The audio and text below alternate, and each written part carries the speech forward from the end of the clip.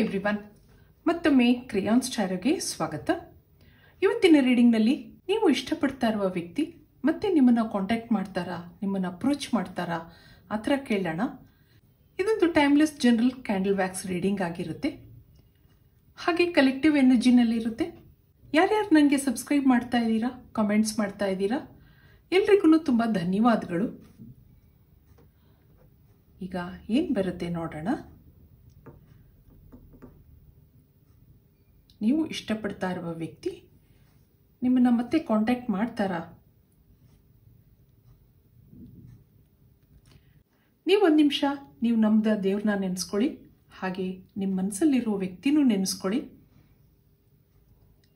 Angels, universe, please guide me. ಇಲ್ಲೇನಿದೆ ನೋಡೋಣ. ನೀವು ಇಷ್ಟಪಡ್ತಾ ಇರುವ ವ್ಯಕ್ತಿ ಸದ್ಯದ ಪರಿಸ್ಥಿತಿನಲ್ಲಿ ನಿಮ್ಮಿಂದ ದೂರ ಆಗಿದ್ದಾರೆ ಅನ್ನಿಸ್ತಾ ಇದೆ. ಆದರೆ ನೀವು ಆ ನೆನಪುಗಳಿಂದ ದೂರ ಆಗಿಲ್ಲ.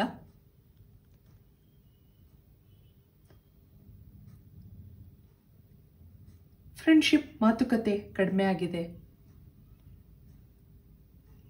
ಆದರೆ ಇಲ್ಲಿ ಅಟ್ಯಾಚ್ಮೆಂಟ್ ಇದೆ, ಅಡಿಕ್ಷನ್ ಇದೆ. ಯಾವಾಗಲಾದ್ರೂ ಮೆಸೇಜ್ ಬರ್ಬೋದು, ಕಾಲ್ ಬರ್ಬೋದು, ಆ ಥರ ನೀವು ಎಕ್ಸ್ಪೆಕ್ಟ್ ಮಾಡ್ತಾ ಇದ್ದೀರಾ. ಅವ್ರಿಗೆ ನಿಮ್ಮ ಮೇಲೆ ಇಷ್ಟ ಇದೆ ಅನ್ನೋದು ಗೊತ್ತಿದೆ ನಿಮಗೆ. ಏನೋ ಕಾರಣಕ್ಕೆ ನಿಮ್ಮಿಂದ ದೂರ ಆಗಿದ್ದಾರೆ, ಆದರೆ ನಿಮ್ಮನ್ನು ಮರ್ತಿಲ್ಲ ಅವರು. ಇಲ್ಲಿ ಯಾರ್ದೂ ತಪ್ಪಿಲ್ಲ, ಏನು ಮಾತುಕತೆಗಳಾಗಿಲ್ಲ, ಆದರೆ ಅವರು ಮೌನವಾಗಿದ್ದಾರೆ. ಸುಮಾರು ದಿನದಿಂದ ಕಾಂಟ್ಯಾಕ್ಟ್ ಇಲ್ಲ. ಇದು ನಿಮಗೆ ಫೀಲ್ ಆಗ್ತಾ ಇದೆ. ನಿಮಗೆ ಹೇಳ್ದೆ ಕೇಳದೆ ದೂರ ಆಗಿರೋದು ತುಂಬ ಬೇಜಾರಿದೆ ನಿಮಗೆ. ಪ್ರತಿ ಸರಿನೂ ನೀವೇ ಸೋಲ್ತಾ ಇದ್ರಿ. ಯಾಕೆಂದ್ರೆ ಇಲ್ಲಿ ನಿಮಗೆ ಇನ್ಸೆಕ್ಯೂರಿಟಿ ಇದೆ. ಇಬ್ಬರ ಮಧ್ಯೆ ಏನಾದರೂ ಮಿಸ್ಅಂಡರ್ಸ್ಟ್ಯಾಂಡಿಂಗ್ಸ್ ಬಂದರೆ ಆ ವ್ಯಕ್ತಿ ದೂರ ಆಗ್ತಾರೆ ಅನ್ನೋ ವಿಷಯಕ್ಕೆ ನೀವೇನೂ ಹೆಚ್ಚು ಮಾತಾಡ್ತಾ ಇರಲಿಲ್ಲ. ಇಲ್ಲಿ ನಿಮ್ಮ ಡಿಮ್ಯಾಂಡ್ಸು ಏನೂ ಇಲ್ಲ. ಇದೆಲ್ಲ ಯಾಕಾಯ್ತು? ತಪ್ಪು ಏನೇ ಇದ್ರೂ ನಾನು ಸರಿ ಮಾಡ್ಕೋತೀನಿ ಅನ್ನಿಸ್ತಾ ಇದೆ ನಿಮಗೆ. ಈ ನೆಗೆಟಿವ್ ಥಾಟ್ ಪ್ರೊಸೆಸ್ನಿಂದ ಆಚೆ ಬರೋಕ್ಕಾಗ್ತಾ ಇಲ್ಲ. ಈ ನಿಮ್ಮ ವೀಕ್ನೆಸ್ ಅವ್ರಿಗೆ ಚೆನ್ನಾಗಿ ಅರ್ಥ ಆಗಿದೆ. ಅವ್ರಿಗೂ ನಿಮ್ಮಿಂದ ದೂರ ಆಗೋಕೆ ಇಷ್ಟ ಇಲ್ಲ. ನಿಮ್ಮ ಅತಿಯಾದ ಪೊಸೆಸಿವ್ನೆಸ್ ಅವ್ರಿಗೆ ಕಷ್ಟ ಆಗ್ತಾ ಇರೋ ಹಾಗಿದೆ. ಸ್ವಲ್ಪ ಕಾಲ ನಿಮ್ಮಿಂದ ದೂರ ಆದರೆ ಇಬ್ಬರಲ್ಲೂ ಅಂಡರ್ಸ್ಟ್ಯಾಂಡಿಂಗ್ ಬರಬಹುದು ಅನಿಸಿರಬಹುದು ಅವ್ರಿಗೆ. ಇದರಿಂದ ನಿಮಗೆ ಬೇಜಾರಾಗುತ್ತೆ ಅನ್ನೋದು ಗೊತ್ತಿದೆ ಅವ್ರಿಗೆ. ನಿಮಗೆ ಈ ವ್ಯಕ್ತಿನ ಸರಿಯಾಗಿ ಅರ್ಥ ಮಾಡ್ಕೊಳ್ಳೋಕೆ ಕಷ್ಟ ಆಗ್ತಾ ಇದೆ. ಅಷ್ಟೊಂದು ಇಷ್ಟಪಟ್ಟ ವ್ಯಕ್ತಿ ಇದ್ದಕ್ಕಿದ್ದ ಹಾಗೆ ಏನೂ ಸಂಬಂಧ ಇಲ್ದವ್ರ ಹಾಗೆ ಸುಮ್ಮನಾಗ್ಬಿಟ್ರೆ ಏನಿದ್ರ ಅರ್ಥ? ನಾನು ಕಾಯ್ಬೇಕಾ ಬೇಡ್ವಾ? ಆ ಒಂದು ಕನ್ಫ್ಯೂಷನ್ ಇದೆ ನಿಮಗೆ.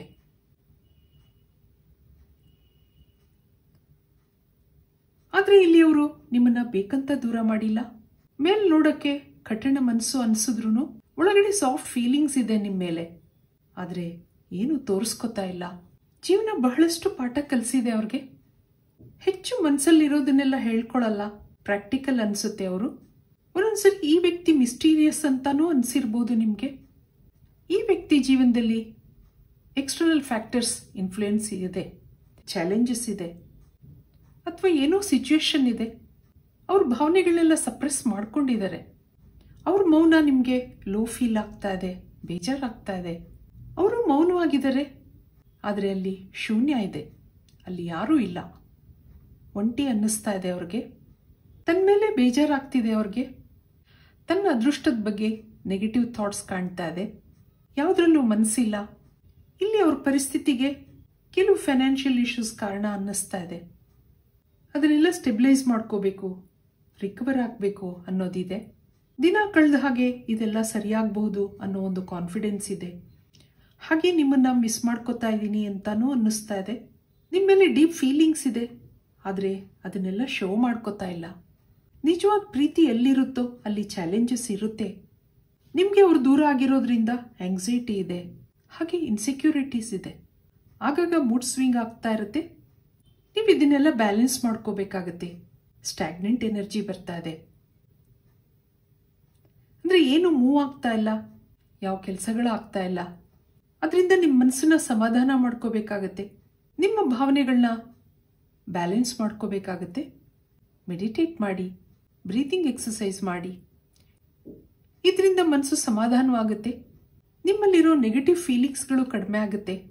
ಗ್ರ್ಯಾಜುಯಲ್ ಆಗಿ ನಿಮ್ಮ ಜೀವನದಲ್ಲಿ ನೀವು ಅಂದ್ಕೊಂಡ ಕೆಲಸಗಳು ನಿಮ್ಗೆ ಗೊತ್ತಿಲ್ಲದಿದ್ದ ಹಾಗೆ ಸರಿಯಾಗ್ತಾ ಬರುತ್ತೆ. ಹಾಗೆ ಅನ್ನಿಸ್ತಾ ಇದೆ ಇಲ್ಲಿ. ಅವರೂ ಈಗ ಸ್ಪಿರಿಚುವಲ್ ಜರ್ನಿನಲ್ಲಿದ್ದಾರೆ ಅನ್ನಿಸ್ತಾ ಇದೆ. ಇದಕ್ಕೆ ಟ್ಯಾರೋ ಕಾರ್ಡ್ಸ್ ಇದ್ದ ಏನಿದೆ ನೋಡೋಣ. ಇಬ್ರಿಗೂ ಫೀಲಿಂಗ್ಸ್ ಇದೆ. ಮತ್ತೆ ಅವರು ನಿಮ್ಮನ್ನ ಕಾಂಟ್ಯಾಕ್ಟ್ ಮಾಡ್ತಾರಾ, ನಿಮ್ಮನ್ನ ಅಪ್ರೋಚ್ ಮಾಡ್ತಾರಾ? ಟ್ಯಾರೋ ಕಾರ್ಡ್ಸ್ ಇಂದ ಏನ್ ಬರುತ್ತೆ ನೋಡೋಣ. ದೂರ ಆಗಿದ್ದೀರಾ? ಏನೋ ಥರ್ಡ್ ಫ್ಯಾಕ್ಟರ್ಸ್ ಇದೆ ಇಲ್ಲಿ. ಹಾಗೆ ಲವರ್ಸ್ ಕಾರ್ಡ್ ಬರ್ತಾ ಇದೆ. ಮತ್ತೊಂದು 2 ಆಫ್ ಪೆಂಟಕಲ್ಸ್, ಇನ್ನೊಂದು ಜಸ್ಟಿಸ್ ಕಾರ್ಡ್ ಬರ್ತಾ ಇದೆ. 7 ಆಫ್ ಪೆಂಟಕಲ್ಸ್. ಇಲ್ಲಿ ಒಂದು ಒಳ್ಳೆ ಫ್ರೆಂಡ್ಶಿಪ್ನಲ್ಲಿ ಇದ್ದೀರಾ ನೀವು.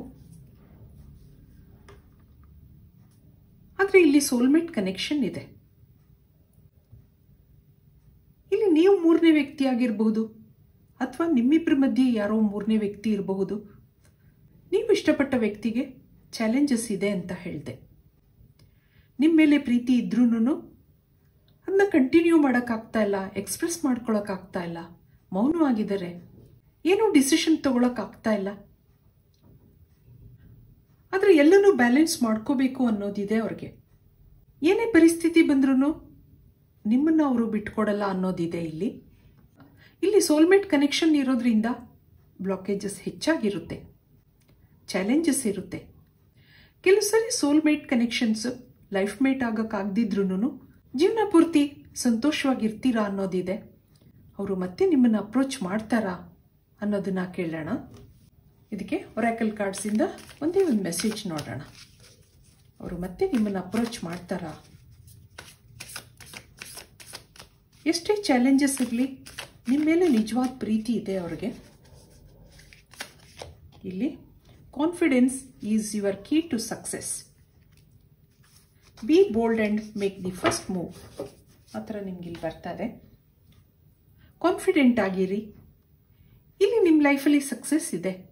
ನೀವು ಯಾವ ವ್ಯಕ್ತಿನ ಇಷ್ಟಪಡ್ತಾ ಇದ್ದೀರಾ, ಅವ್ರು ಮತ್ತೆ ನಿಮ್ಮನ್ನು ಅಪ್ರೋಚ್ ಮಾಡ್ತಾರೆ. ಇಷ್ಟು ದಿನ ಆ ವ್ಯಕ್ತಿಗೋಸ್ಕರ ಕಾಯ್ತಾ ಇದ್ದೀರಾ, ಆಂಗ್ಸೈಟಿ ಇದೆ, ಇನ್ಸೆಕ್ಯೂರಿಟಿ ಇದೆ. ಆದರೆ ಇಲ್ಲಿ ನಿಮಗೆ ಏಂಜಲ್ಸಿಂದ ಕಾನ್ಫಿಡೆಂಟ್ ಆಗಿರಿ, ಇದು ನಿಮ್ಮ ಸಕ್ಸಸ್ಗೆ ದಾರಿ ಆಗುತ್ತೆ ಅನ್ನೋ ಒಂದು ಮೆಸೇಜ್ ಇದೆ. ಆದ್ದರಿಂದ ಮೆಡಿಟೇಟ್ ಮಾಡಿ, ಮನಸ್ಸನ್ನ ಶಾಂತವಾಗಿಟ್ಕೊಳ್ಳಿ, ಎಲ್ಲ ಸರಿಯಾಗ್ತಾ ಬರುತ್ತೆ ಅನ್ನೋದಿದೆ. ಇದು ಇವತ್ತಿನ ರೀಡಿಂಗ್ ಆಗಿರುತ್ತೆ. ನನ್ನ ರೀಡಿಂಗ್ ಇಷ್ಟ ಆಗಿದ್ರೆ please like, share and subscribe. Thank you for watching. Be happy always.